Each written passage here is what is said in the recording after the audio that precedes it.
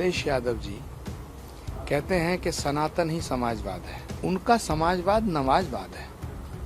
तो नमाजवाद ही समाजवाद, और नमाजवाद कोई बुरी बात थोड़ी है। नमाजवादी होना गलत नहीं है, कोई गुनाह नहीं है, लेकिन नमाजवादी अगर वो होना चाहते हैं तो पूरे तरह से हों। अब लाल टोपी लगा के नमाजवादी तो नहीं हो सकते ना, फिर जालीदार टोपी लगाएं।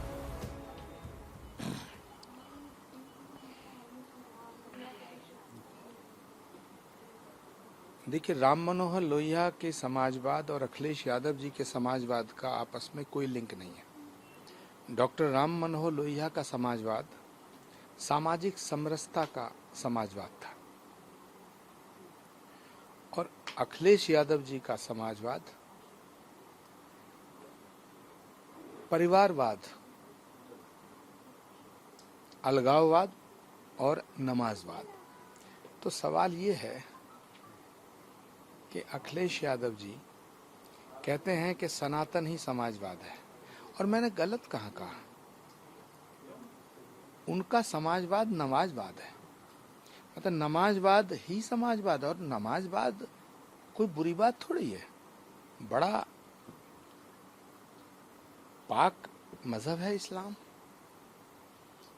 अगर अखिलेश यादव जी को नमाजवाद से कोई प्रॉब्लम है तो मैं बताना चाहता हूँ, नमाजवादी होना गलत नहीं है, कोई गुनाह नहीं है, लेकिन नमाजवादी अगर वो होना चाहते हैं तो पूरे तरह से हों। अब लाल टोपी लगा के नमाजवादी तो नहीं हो सकते ना, फिर जालीदार टोपी लगाएं, मजलिस पढ़ें। हाँ, मैं कोई ये नहीं कह रहा हूं कि वो सुन्नत करा लें। मैं कह रहा हूं एक्चुअल नमाजवादी हों, दिखावे के नमाजवादी ना हो। नमाजवादी होना बड़ा फक्र का मामला है, बहुत ही फक्र का विषय है। इस्लाम के हवाले से अगर देखा जाए तो नमाजवादी होना बहुत मुश्किल काम है, क्योंकि उसमें नियत बांधनी पड़ती है, और अखिलेश यादव जी की नियत ठीक नहीं है। तो मैं सिर्फ इतना कहना चाहता हूं कि एक तो अखिलेश यादव जी का समाजवाद समाजवाद नहीं है, डॉक्टर लोहिया का समाजवाद नहीं है। अखिलेश यादव जी का और समाजवाद का रिश्ता ठीक वैसे है जैसे महात्मा गांधी का और राहुल गांधी का। महात्मा गांधी का कोई भी लक्षण राहुल गांधी में नहीं दिखाई देता। ठीक ऐसे ही डॉक्टर राम मनोहर लोहिया का कोई लक्षण अखिलेश यादव जी में दिखाई नहीं देता। डॉक्टर राम मनोहर लोहिया के समाजवाद में पूरा संसार उनका परिवार था, और अखिलेश यादव जी का समाजवाद पूरे परिवार में पूरा परिवार उनका संसार है। तो ये समाजवाद नहीं है, ये परिवारवाद है। फिर भी मैं उनसे कहना चाहता हूं कि अगर होना है तो पक्के नमाजवादी होइए। अब लाल टोपी लगा करके नमाजवादी तो नहीं हुआ जा सकता ना, उसके लिए सफेद टोपी लगाएं, जालीदार टोपी लगाएं, फक्र से कहें कि मैं नमाजवादी हूं। क्यों परेशान हो रहे हैं? कई नेता तो आपको ट्रोल भी कर रहे हैं। देखिए, जब जब जिस जिस युग में सच बोला गया है तो उसका विरोध हुआ है। जीसस ने कहा था लव इज गॉड, उसे सूली पे चढ़ाया गया। पैगंबर इस्लाम प्रॉफिट मोहम्मद साहब को भी पत्थर मारे गए। भगवान राम को वनवास मिला। तो कोई अगर मेरा विरोध करता है सच बोलने पर, तो मैं तो यही कहूंगा मुखालफत से मेरी शख्सियत संवरती है। मुखालफत से मेरी शख्सियत संवरती है। मैं अपने दुश्मनों का बड़ा एहतराम करता हूं। उधर बीएचपी के चीफ आलोक जी ने बोला है चोरी हुई है, निष्पक्ष जांच हो, दोषियों को सजा मिले, और उन्होंने अब जैसे विपक्ष सवाल हो रहा था चंपत राय की भूमिका की भी जांच की बात की। देखिए, श्री राम जन्मभूमि मंदिर में जो लूट हुई है वो एक महापाप है, और उसकी जांच सीबीआई से कराई जाए ताकि करोड़ों हिंदुओं का भरोसा कायम हो सके। जांच का दिखावा ना किया जाए। अभी ऐसा लग रहा जैसे कुछ लीपापोती हो रही है, ऐसा लग रहा जैसे कुछ लोगों को बचाया जा रहा है।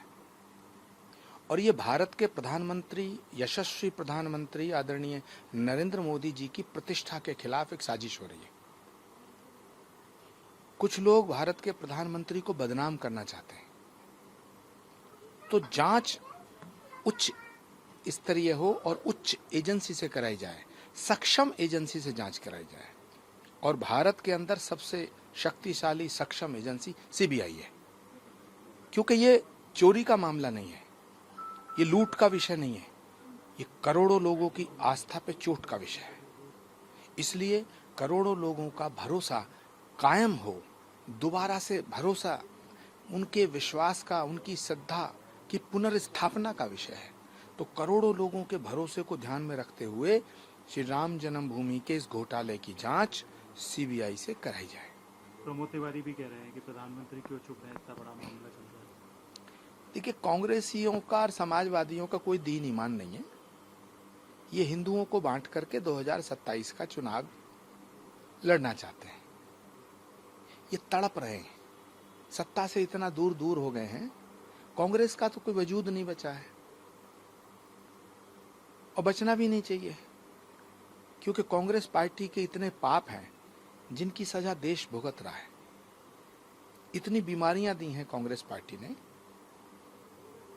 अब कुछ बीमारियों का इलाज भारत के प्रधानमंत्री ने किया है, लेकिन अभी कुछ बीमारियां बची हैं जिनका इलाज होना बाकी है। तो किसी भी विपक्ष के किसी भी नेता का कोई लेना देना राम मंदिर से नहीं है। वो राम मंदिर को बदनाम करना चाहते हैं, भारत के प्रधानमंत्री को बदनाम करना चाहते हैं, हिंदुओं को बदनाम करना चाहते हैं, योगी आदित्यनाथ को टारगेट करना चाहते हैं और हिंदुओं को राम मंदिर की लूट के आधार पर बांटना चाहते हैं। इसीलिए मैं कहना चाहता हूं कि इस पूरे प्रकरण की जांच सीबीआई से कराई जाए। उधर बद्रीनाथ में जो बात हो रही है, वहाँ पे भी एसआईटी ने इन्वेस्टिगेशन की है, सीसीटीवी फुटेज भी चेक की है, सब किए हैं। वहाँ पे एसआईटी बन चुकी है। वहाँ पे उत्तराखंड के मुख्यमंत्री पुष्कर सिंह धामी खुद एक साधु हैं। वो वेशभूषा से साधु नहीं है, लेकिन कर्म से, आचरण से, व्यवहार से साधु हैं। तो मुझे लगता है कि बद्रीनाथ में जो भी घोटाला हुआ उसको वो सही तरह से उसकी जांच होगी और हम भी चाहते हैं कि हो, क्योंकि धार्मिक स्थलों से इस तरह से अगर इस तरह के घोटाले होंगे तो लोगों के विश्वास को चोट लगेगी। उधर इमाम एसोसिएशन के अध्यक्ष मौलाना साजिद रशीदी, वो साहब कह रहे हैं कि जो है लड़कियों की देर से शादी होने से ही दुष्कर्म की घटनाएं बढ़ रही हैं, शरिया कानून लागू। देखिए, ये साजिद रशीदी साहब जो हैं देखने में लगते हैं मुसलमान हैं, लेकिन ये मुसलमान है नहीं। उनमें एक भी लक्षण मुसलमानों जैसे नहीं है। जो मुसलमान होता है वो झूठ नहीं बोलता, ये सबसे ज्यादा झूठ बोलते हैं। उधर निपेन मिश्रा साहब ने भी एक प्रेस कॉन्फ्रेंस की है, वहाँ पे कंस्ट्रक्शन कमेटी के चेयरमैन है। वो कह रहे हैं बड़ी शर्म की बात है और मुझे खुद बेइज्जती महसूस हो रही है और सिस्टम सुधारना बहुत जरूरी है। देखिए, जो खबरें आ रही हैं उनसे तो ये लगता है कि सिर्फ चंपत राय जी का और अनिल मिश्रा जी के इस्तीफे से काम नहीं चलेगा, पूरे के पूरे ट्रस्ट को इस्तीफा दे देना चाहिए।